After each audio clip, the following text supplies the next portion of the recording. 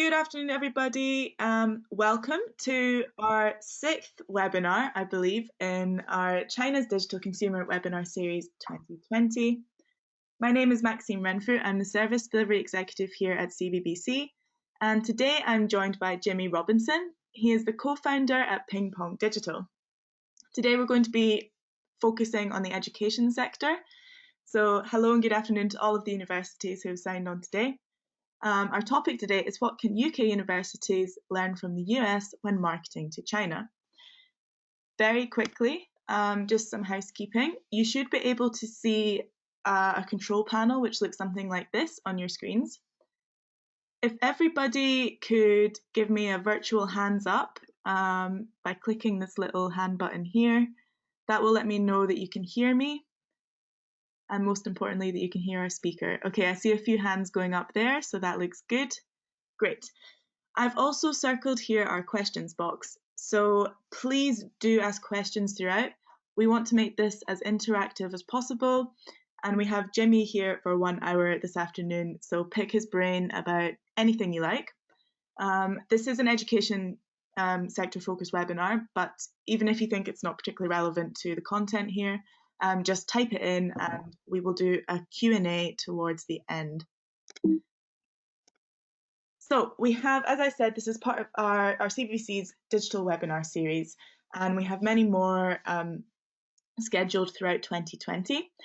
Because of coronavirus, we have been trying to make them more frequent. So we have a bonus webinar at the end of March. That's next Tuesday. And we're going to be hearing from Mark Tanner from China to Skinny. He's talking about the impact on Chinese consumers and how brands should be responding. That should be very relevant for everybody, so do tune in. Some of the other webinars which we have coming up from April onwards, we will be hearing from Scott Muir at Regroup. He's going to be talking about online reputation management. Adam Knight from Tong will be talking about Chinese influencer marketing.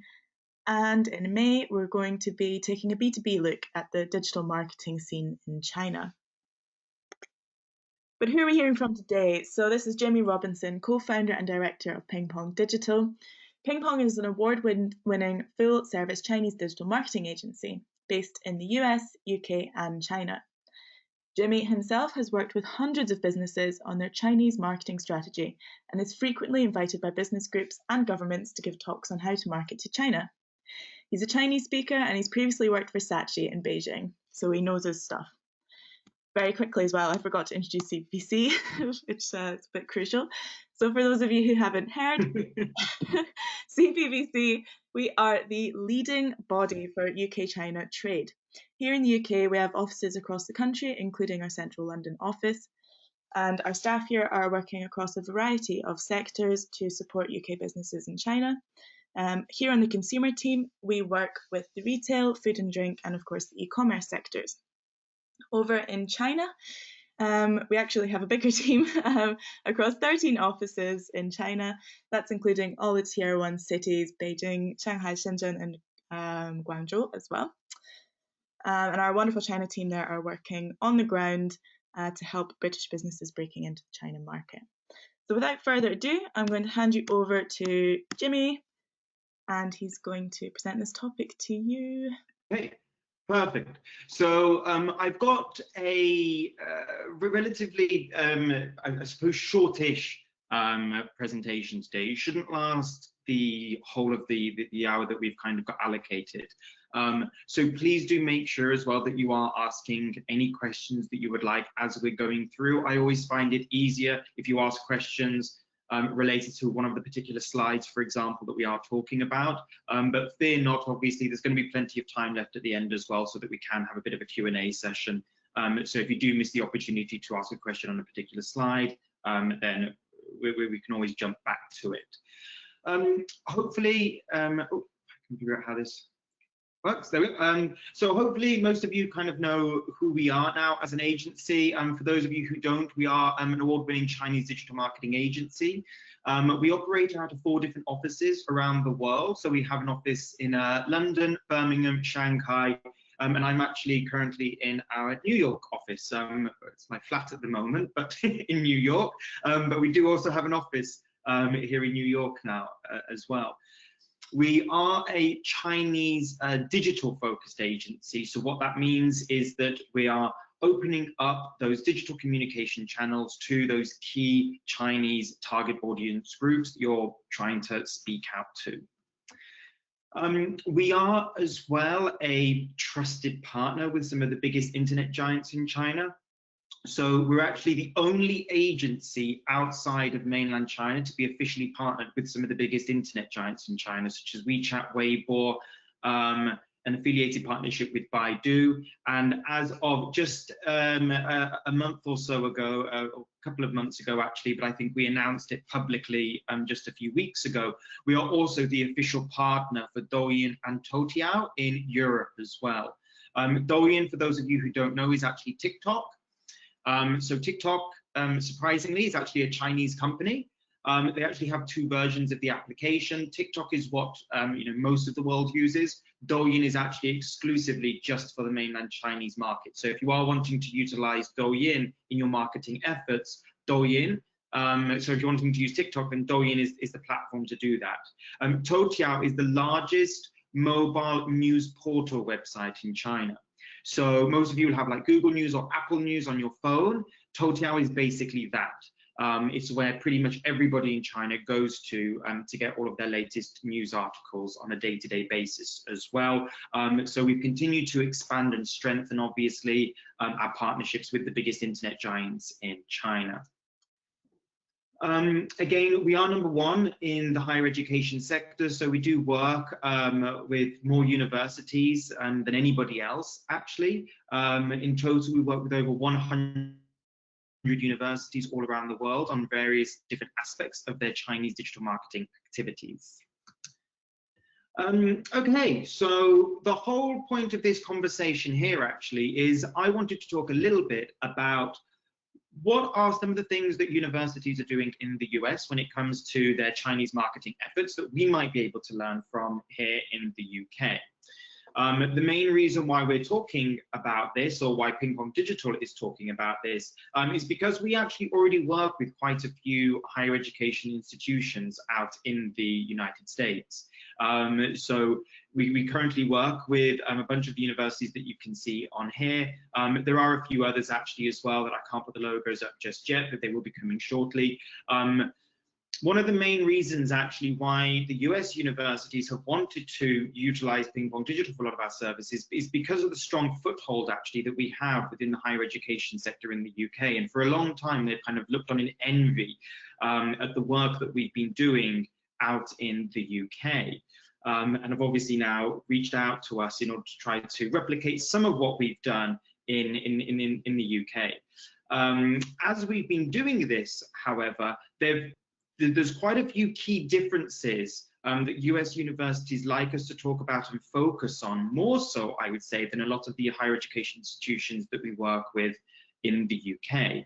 And this is where this big key difference, I guess, has kind of come in terms of the approach now that we have to take higher education institutions in the UK, as opposed to a lot of the clients that we work with in the US. And I think that from this, there are quite a few learnings that we can gather as well. So the first off here, I would say, is ranking.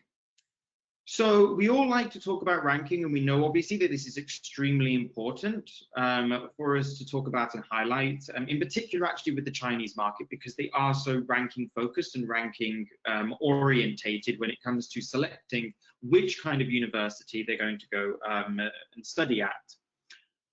Overall, the majority of US universities do typically rank higher than British ones. If you look at the top 10 higher education institutions in the world, the majority of those are US universities. And because of that, the US has a very, very, very strong reputation when it comes to overall worldwide ranking of their institutions.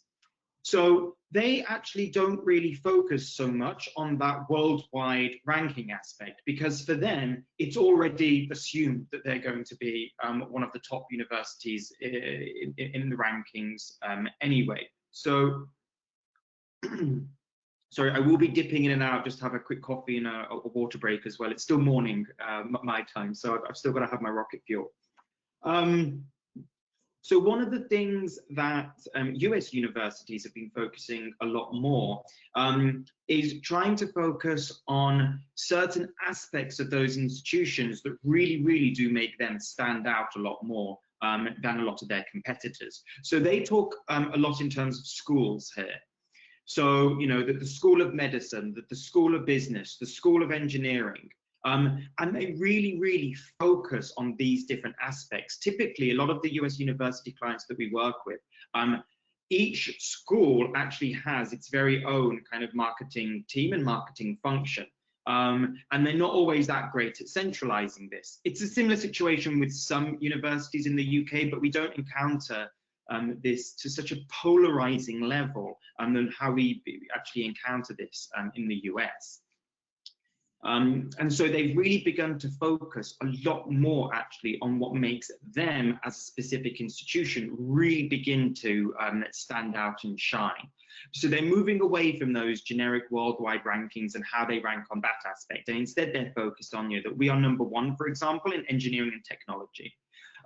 So for Purdue University, who's one of our clients, we've worked with them for quite some time now.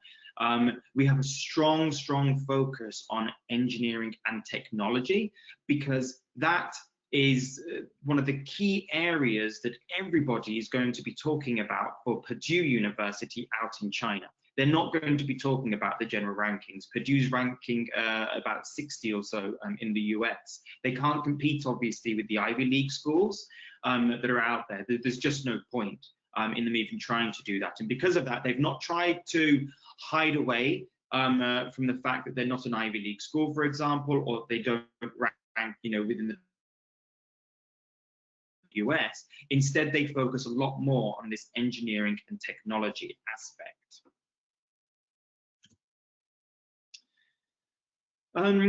One of the other key things as well that we often get asked a lot about in the UK is scholarships. Should we be talking about scholarships when we're talking to Chinese students? Now, typically, US universities offer more scholarships, and they often offer very generous scholarships as well. The main reason why they do this, of course, though, is because their fees are typically a lot higher than fees back in the UK. Because they've already got the ranking reputation down, and for a lot of people, they are kind of like the default country that they're going to start looking at when they're choosing to study abroad. Scholarships are obviously an attractive thing to try to convince a student, obviously, to come and study at them. Now, when we compare the UK and the US here, you might be thinking, oh my gosh, if everybody is offering scholarships in the US, that's obviously something that we should be pushing out a lot more as well. So we should be talking a lot more about scholarships. Now, the Chinese already know that studying overseas in the UK is going to be cheaper than studying in the US. So if they're already seeing that obviously studying over in the UK is going to be a lot cheaper, is it going to be a good idea for us to focus a lot on the scholarships, for example, that we have available? I think in this instance, it's good, obviously, to mention this to students who actually need something like this. So it's good to make sure that we actually have the information that's accessible to students so that they can get information on this if it is relevant to them. However, for many students, they actually begin to perceive scholarships as cheapening almost the brand. By you offering a massive discount, actually, that's not necessarily going to be wildly appealing to a lot of Chinese students. And we've heard actually from quite a few universities in the UK beforehand that sometimes they actually struggle to give scholarships away because people aren't always actually applying for them. So this whole perception of this might not be the case for all of you either, by the way. Some of you might find that everybody does obviously go for the scholarships, and for those students who need scholarships, obviously they're definitely going to seek that information out. But I think that for the majority of you, it's a good idea maybe not to talk in terms of kind of like discounted courses and discounted offers, because that can in some instances actually cheapen the quality perception that a lot of Chinese actually will have. Now in the US, this is quite a different story. because in the US, because education is so much more expensive, this is merely almost like leveling the playing field a little bit when it comes to, should I go to the US or should I go to the UK? Quite often, even if they've got a scholarship opportunity here, for example, the overall cost of the yearly education may still exceed that of the UK anyway. So by lowering the price even further in the UK, you have this kind of perception, obviously, that, well, am I going to be getting lesser in terms of my overall educational quality? So I think here it's really important that we look at trying to strike a balance in that case then. And how can we go about striking a balance? Well, like I said, the one thing is that we could begin to focus or begin to push information that's relevant to scholarships onto platforms that allow those who need it, those who want to try and seek it out, make it easy for them to find it. So if we've got Chinese micro websites, for example, let's make sure that we have a section on there that does talk about things like this. Now, the one way in which we can get around this to a certain extent as well is talking about financial support. So rather than talking about financial aid or scholarships or discounts, we can talk about financial support opportunities, which, again, just from a language perspective, it's not going to have that kind of stigma, I guess, associated with it, that people might perceive from a scholarship, which some people perceive as you're just discounting basically the cost of an educational course. So that's one way that you might be able to get around this in terms of comms and communication when it comes out to China. And actually, we still do see this in the US as well. So certainly for the higher ranking, higher education institutions here, again, you're kind of like Ivy League schools, they won't necessarily, they will talk a lot more in terms of financial aid and financial support. So the language here is just a little bit different. Mention it on your websites, essentially is the lesson here. Take that other information, keep it on those websites, keep your social channels, obviously, for other types of comms, actually. Now, sticking on this theme of money, one of the things which we find quite common, obviously, in the US is that US universities are not afraid to ask for money. And this, again, for us, obviously, is a really interesting kind of learning as well, because we find that within the UK, you know, the kind of like alumni networks, I guess, are not necessarily in place for us to go out and ask alumni to donate money, obviously, to the higher education institution. However, in the US, this is extremely common. Because this is extremely common, they have three key areas, obviously. They try to make sure that they're maintaining relationships with their alumni network. So this asking for money means that they're really focused on that relationship management, making sure that they manage that relationship, for example, with their existing alumni, and that becomes a very key priority, actually, and a very key focus for universities here in the US. They often have very large international advancement and fundraising teams. And again, anybody who's attended a CASE conference or things like this in the past, obviously, or other conferences like that, will see that, you know, international advancement can play a key part here. So they will focus on that relationship management. They will go out there and ask for donations as well. That's another key thing that we've actually seen also. So again, we might approach a university, they're saying, hey, we haven't got the money necessarily to be able to, you know, look to invest in something at the moment. An approach that quite a few people take is, well, we're just going to go and ask alumni in that case to pay for it. You know, we can't afford this WeChat campaign, we'll ask alumni to pay for it. And that's been the approach, actually, that a lot of US universities have been taking as well. So the approach is actually quite different as well.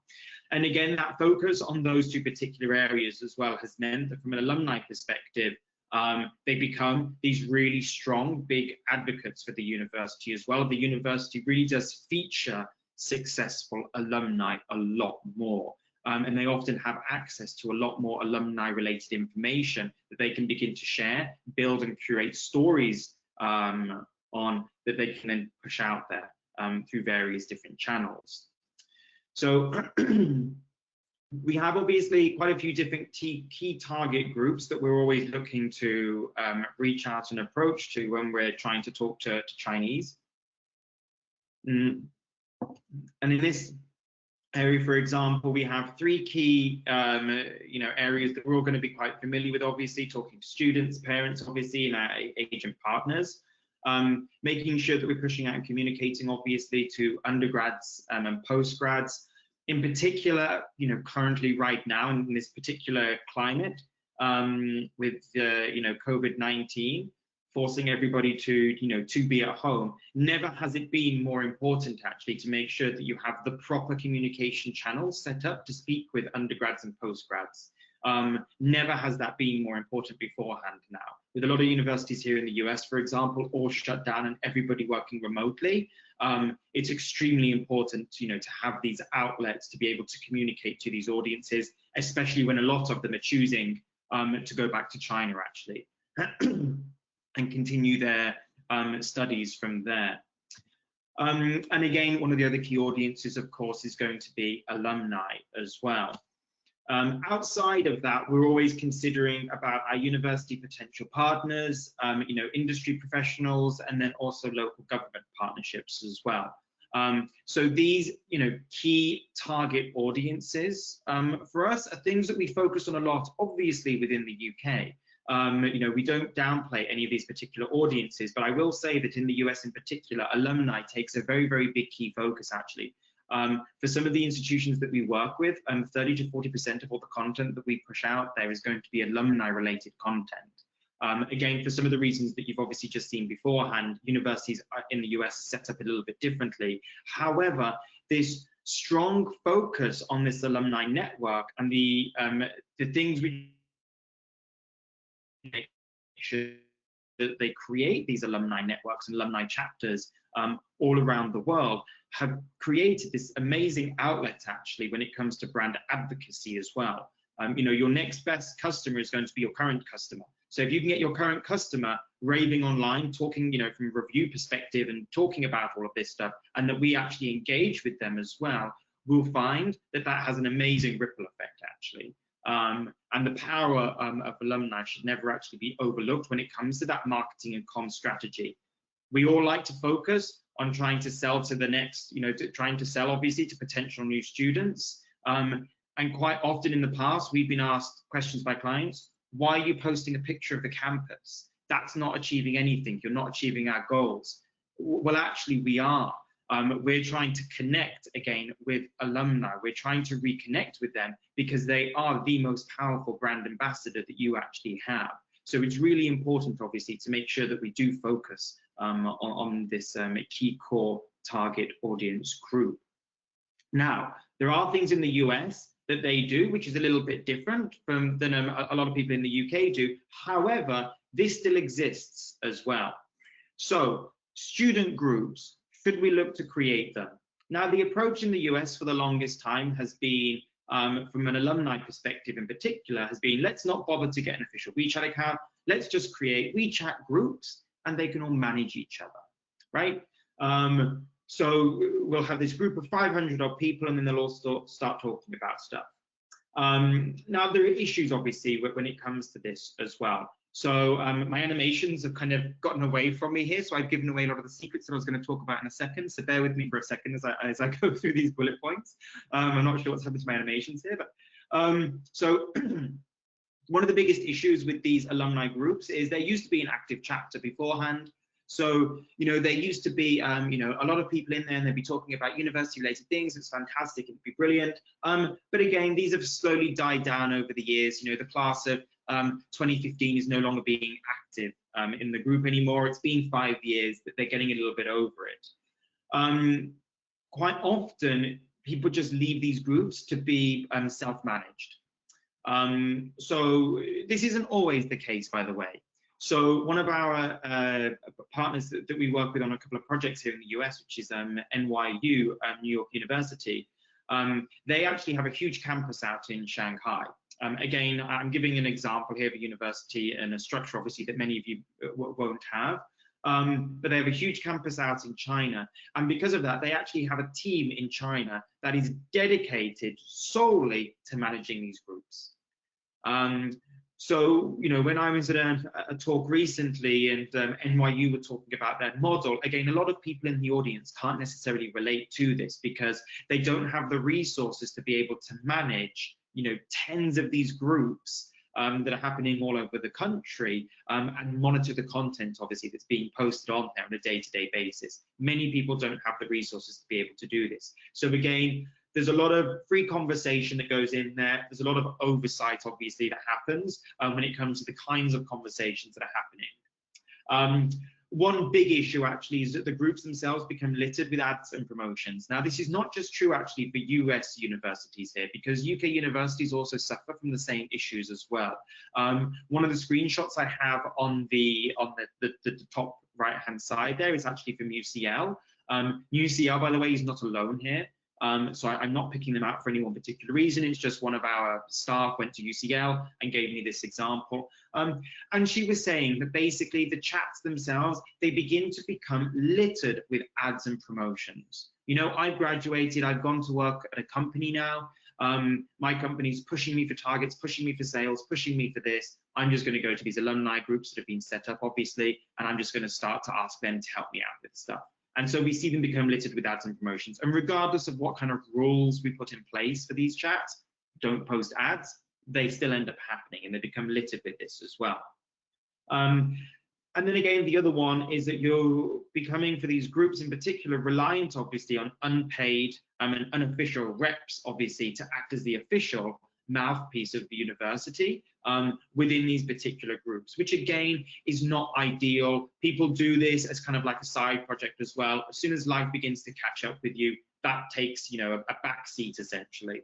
I want to still do it because it sounds kind of like a cool, good thing, but I'm kind of busy this week. So, you know, my friend's birthday, it's a wedding, I'm traveling, I just don't have time to be able to do this, right?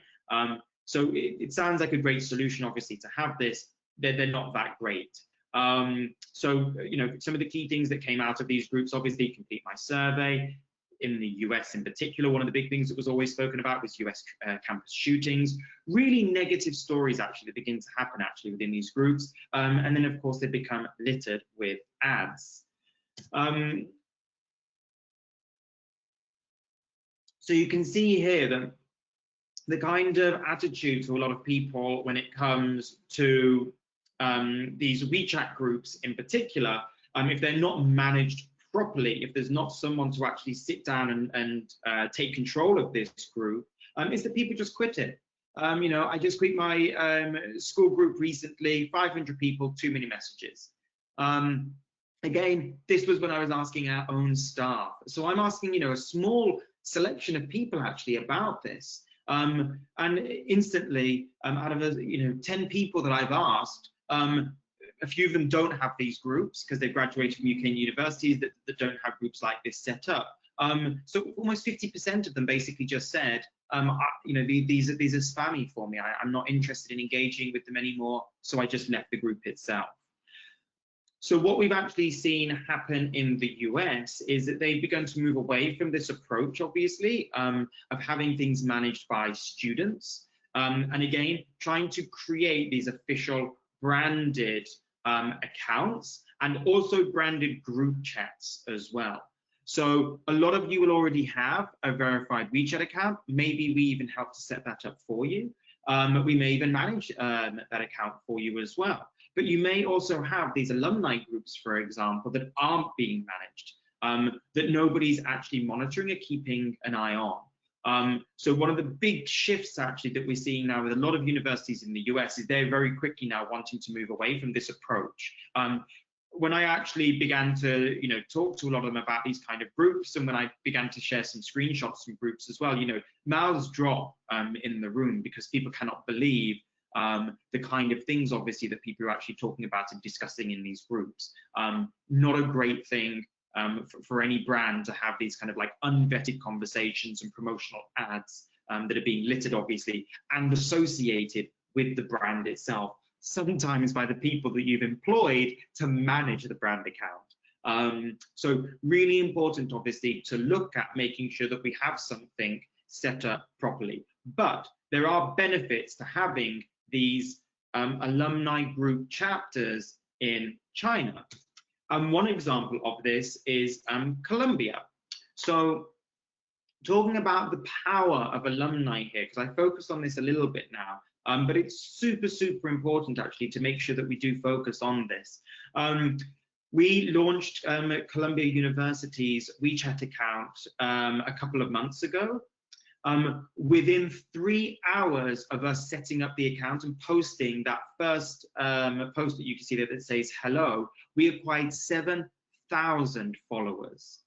Now, why on earth were we able to grow this account so quickly? We were able to grow this account so quickly because of the alumni networks that they had in place. Instantly, they were able to reach out and inform every single alumni that they have this account. So 7,000 followers in just 3 hours. It is the fastest growing launch of a WeChat account for any Western university to date so far. So Columbia, of course, is very happy about that, and we're obviously very proud of this as well. 25,000 views within 24 hours and 1,200 reposts on that one article that we were able to post out there. Now, a lot of you may have received the education report that we sent out last year. If you haven't, please do contact us. We can make sure that's sent out to you. It summarized, obviously, the most successful articles as well. You know, 25,000 views is very rare for any university to be able to achieve. This number, obviously, is a lot higher now. This was just its first 24 hours as well. So it's continued to grow strength on strength, actually, from this. So the power of alumni shouldn't be overlooked. Now, one of the other things that US universities do is they have a very, very strong brand focus. Brand comes first. So when we're looking at the social accounts in particular, actually, for a lot of the universities, these become brand accounts rather than recruitment focused accounts. Now, again, don't get me wrong, of course, there are still going to be recruitment activities that we do, ad campaigns, and there are still going to be some course introductions, obviously, that happen on the accounts from time to time. It is far less so in the US than it is in the UK. In the UK, we have a tendency to be a little bit more salesy, actually, when it comes to the utilization of our social accounts, in terms of talking about, you know, the opportunities, I guess, that exist by, you know, with current course information or whatever it might actually be. In the US, it's always about brand first, and that's what people focus on a lot more. The engagement with online communities, because of this, has also been a lot stronger. So this sense of brand and belonging is very high in the US. You know, they have these big football teams, they've got these big cheerleaders and stuff, you know, people walk around wearing, you know, all the branded hoodies and the tops and everything as well. That sense of brand is very, very strong here. And because of that, the social accounts have a very strong focus on this as well. So one of our jobs and roles for universities in the US is to be brand focused, essentially talk a lot more about the brand as a whole, rather than talking necessarily about specific things related to that. That brand approach as well does also seep into talking about the brand when it comes to the schools as well. So making sure that each of the schools are also represented. But again, we switch that and we focus more about the branding aspect, obviously, for the school itself. So this soft power approach, so this sense of brand building has been very appealing actually to a lot of Chinese as well. Chinese are very much into brand. So by taking this branded approach for social, it's actually been very, very successful for a lot of universities here. Course information and detailed information like that is normally directed over to a website. So we try and make sure that we have all that information available to them, as again, a lot of you will have. Again, we may build those amazing micro websites for you as well. We might need to help you to update, obviously, some of the information on those as well. But it's important to make sure that we have the most up-to-date information on our website, and that we try to drive that more sales-focused content onto the website itself, and then keep our social accounts with that real brand building kind of key core focus. One of the other interesting things that we found in the US as well is that interns have never been a thing. So they do not get student interns to come and manage their accounts in the US. Social and everything they do is taken extremely seriously here. So US universities would never even consider having an intern manage their brand for them. They're very, very protective of their brands. And because of this, they want to make sure that anything from that branding perspective is being done properly. They've got very, again, not in some instances, actually, I do have to say this as well, in some instances, their marketing teams are smaller than marketing teams in the UK. And quite often we've actually seen that some UK universities are, often willing to actually invest sometimes in different areas, more so than some US universities, but they will not consider interns. So they won't try to find those free alternatives in order to be able to brand build. They make sure that they've got somebody who is qualified to manage this for them. In the exact same way that you want to make sure that you have somebody qualified to run your Western social media accounts, you want to make sure that you have someone who's actually knows what they're doing when it comes to running Facebook, Twitter, Snapchat, Instagram. US universities want to make sure that that exact same approach is being done on the Chinese side as well. And just because someone speaks Chinese doesn't mean that they know what they're doing. Just because they're studying marketing doesn't mean they know what they're doing. So here it's never been a focus at all. And I do think that that's actually quite a solid, sound approach for a lot of universities here in the US as well. When they're considering investing in this as well, it means that they begin to build up the internal processes to be able to manage things like this properly with an external agency and an external partner. None of the universities that we've spoken to actually manage any of their Chinese stuff in-house. So everything is given out to experts, essentially, not just us, whoever it might actually be, but it's given out to experts to manage things like this. And because of that, we're seeing obviously that the willingness in some instances for the US to invest in newer technologies has been a lot higher. So quite often they're willing to invest more in these. Any unused? Can everyone still hear me okay? Yes, I can. I'm gonna hope that that's a yes. Yeah. Oh, okay, all right. I just got a notification saying that you have an audio problem. Okay, sorry if I did. So the investment side of things as well. So one of the things that we've been doing, I'll just give you an example of this here. So this is one that we built for Harvard. Was to create this H5 microsite that sits inside of WeChat, that again, they can push out there, begin to promote specific courses and information, and that's utilized as their main kind of like lead gen tool. This is a really nice contact form there as well. They've got the names of some of the key contact people that they should be reaching out to, the numbers, to be able to contact with them directly, and also a contact form as well, where someone can leave their information. Again, we make it super simple by only just asking for 3 things: their name, their email, and their mobile number. Mobile number is a very important one. Not everyone's willing to give that. So we make sure obviously that we can try to capture obviously all that information. Certainly now in this new GDPR world, so we have GDPR in Europe, obviously. China has China cybersecurity law, and here we've got federal and state laws that are coming into place and play all the time. So everyone's very sensitive about how they begin to capture obviously information. So we make sure that we've got the right processes set up basically to be able to capture information like this. And they're willing obviously to invest in things like this as well. So a lot of the clients that we work with here, I think almost all of them have actually built and created various different versions of these really nice interactive and engaging H5 sites so that they can interact with students.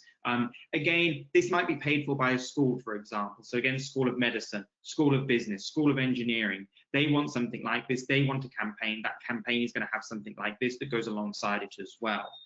And when we push people over to the websites themselves are a lot more salesy than we would be in the UK. So again, this is an example of one that we built for Arizona State University. Arizona State University, I think, has one of the largest Chinese student populations in the US as well, that goes into the tens of thousands. It's a number that I think for most of you, it's just blown your mind a little bit. It's huge. But they are very, very sales focused when it comes to their landing pages. Again, the social approach, a little bit more fun, playful and engaging. Push them onto the website, sell, sell, sell. And that's been the approach. So as soon as you land onto the website here, top right-hand corner, download brochure. We've got the contact form, pride and place, as soon as someone lands onto the website itself.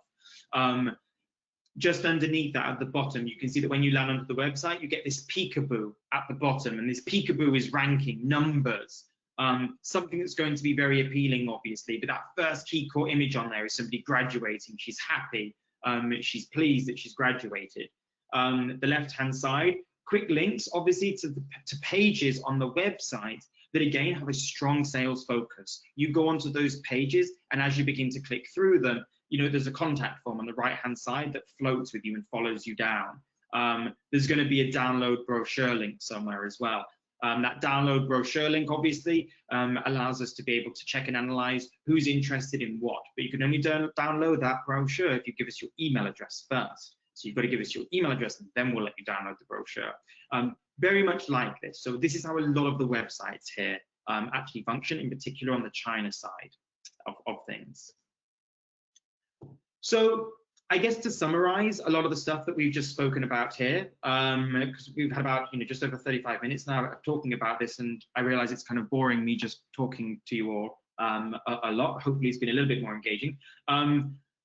Summary, ranking. So let's focus on the areas where we exceed the most. Let's move away from just generic ranking and really talk about things which are quite specific and unique, in particular, obviously, to certain courses that might get the attention of people. We can still talk about generic ranking as well, but let's also look to incorporate more school-focused ranking and faculty-focused ranking. Scholarships. So the mention of money can in some way potentially cheapen the brand. So let's try to rephrase this in a way, focus more maybe on financial support. Let's try to capture the attention, obviously, of those who need it over those who might perceive it to reduce some kind of brand value. Alumni. This, I think, is the most important takeaway, actually, from all of this. We must make sure that we're being a lot more focused, actually, on our alumni networks. I think, if anything, that I've learned here in the US, this is one of the key failings to in a certain extent, actually, that a lot of UK universities are facing right now, is not having that key core focus on their alumni network. That needs to be something that I think should begin to change, and we really, really do need to start to try to figure out ways that we can engage with our alumni in much more powerful ways, because they are, without a shadow of a doubt, the best brand advocates that we could possibly have. You might not be doing it, obviously, for donations or fundraising. Maybe you will at a later date, but certainly for that brand advocacy, really important. That sense of branding, let's focus more on that. Let's not just utilize these channels, obviously, to sell, sell, sell. Let's make sure that we do have that brand focus that will have a ripple effect afterwards. So by focusing more on the brand, obviously, we can begin to get a ripple effect of more applicants. And then technology as well. Let's try to make sure that we are meeting some of the latest standards in China. Now, a lot of you, when you will have set up your websites and things like this, will have done this maybe 3-4 years ago, if not more in some instances as well. And so you kind of take that approach, obviously, but we've already invested in this, so why should I get something else? Unfortunately, technology moves on. Because a lot of US universities, this is quite new to them, they are now adopting all these new technologies. And so because of that, as they're beginning to push out these H5s and being a bit more interactive and engaging with people, the perception, obviously, of that is that the US is a little bit more ahead in some ways than UK universities. That's not the case, obviously. We got there first. The US is playing catch up, but because they're playing catch up, they can play it with the latest and greatest standards and technology right now. We need to obviously look at the kind of reinvestment that we might need to be doing in some of these to update some of the channels, obviously, that we have in the marketplace. I'll just take one sip of water in my Shanghai mug. Let me just very quickly as well talk to you all about something that we're doing. Many of you will have heard about this, I hope, already. We're actually working with the Department for International Trade and a number of other bodies as well on an online education fair.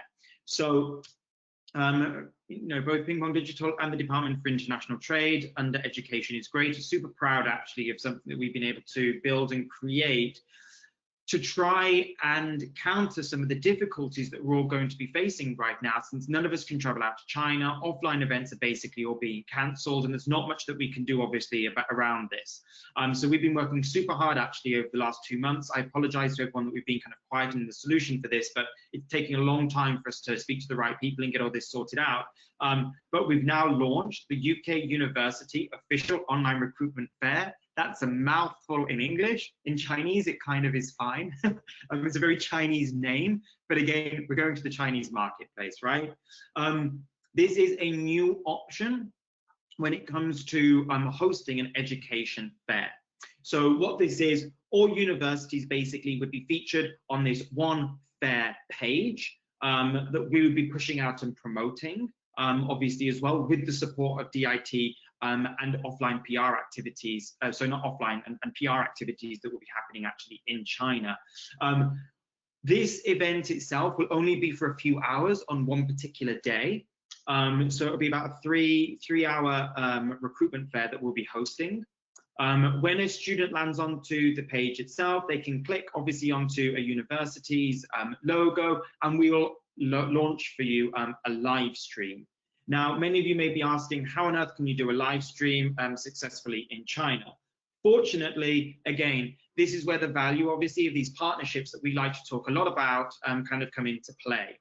So the partnership that we have with Weibo and also with Douyin, actually, both of these platforms are allowing any client that we provide the information to them for, it will allow them to live stream directly into China from wherever you are in the world. So you can be wherever you are, you can log into your university Weibo account, and you will be able to live stream directly into China. Currently, you cannot do this. You could try VPN and stuff, but that's all very hit and miss, doesn't work very, very well. Weibo is allowing this function to happen for this particular recruitment fair. And we're utilizing other partners as well who have also given us heavily discounted advertisement rates to be able to really amplify this message out to everybody in China as well. The flow basically of this is that we have all of the pre-advertising opportunities that are going to be happening, obviously, to drive awareness of this beforehand, so before the event itself. So this will happen actually in next month, so which will be April. So at the start of April, the website itself will be live. As students land onto this website, and students, parents, whoever land onto the website, they'll actually have a calendar invite that they have to click to download, which will save the event into their calendars. So all this pre-activity work that we're doing will save the event into their calendars. On the day itself, we'll have additional ad campaigns that we'll be pushing out there. On the day itself as well, when someone clicks onto your logo, obviously, so your branded account, your live stream basically will pop up, and you can begin to have this Q&A, obviously, over the next couple of hours with Chinese students. As soon as you load up, as soon as someone clicks up your profile on the website itself, you will have a profile page on there where you can also link people to an external website if you've got a microsite or a specific landing page that we can also help you with as well. And also go and check out your live stream, as well as having a blurb and an intro to the university. Sign-ups for this, the deadline for this is actually next week. I apologize that this is super short notice. We've been working really hard to get this out as soon as possible, but dealing with all these different partners that we've had to deal with, the earliest that we could launch this actually was this week. So we've launched it this week. We've actually extended the deadline. Originally it was meant to be today, but we pushed that now to next week as well. So please, please, please make sure that if you've not signed up to this yet, that you make sure that you do. An email would have been sent out to most of you. If you've not received that, let us know, and I can make sure that's shared with you as well. But the main event itself will be happening towards the end of April.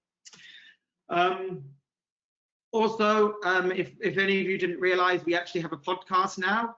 It's called SYSKCM, SYSKCM. So if you found me super entertaining right now, hopefully you can subscribe to the podcast. I'm on Spotify and all good podcast websites where you can subscribe to that. We have 2 live at the moment. We actually have a bunch of really awesome ones coming up as well. We pre-filmed a bunch of really exciting ones. We're just getting approvals from a few different companies at the moment as well. We've got an amazing one with the Royal Mail and everything Corona related there. We've got an amazing one with some KOLs as well, so you can get that inside look into the online influencer world into China and everything that's good there. Essentially, so those are all going to be up and coming, but the ones we have now are also super interesting as well, so please make sure that you do subscribe to those. We are at the Q&A session. I can't see any questions at the moment. I'm not sure if any questions have been submitted, but sorry to interrupt. We have one question, and thank you so much for that presentation, first of all. That was amazing and very no problem. I think there's a huge amount of very useful information there for university registrants today, and really exciting to hear about the fair. There will be more updates on that over the next week, I'm assuming, from you guys. And if anyone needs more information, yes, we can put you in contact. Yeah, absolutely. If anybody emails me, jimmy@pingpongdigital.com, I can make sure that you're given access to the presentation deck. It's not a PDF. You do have to go onto a website to download it, so it does require it is a restricted document. So please do give me your emails, and I can make sure that you have links to that if you need to.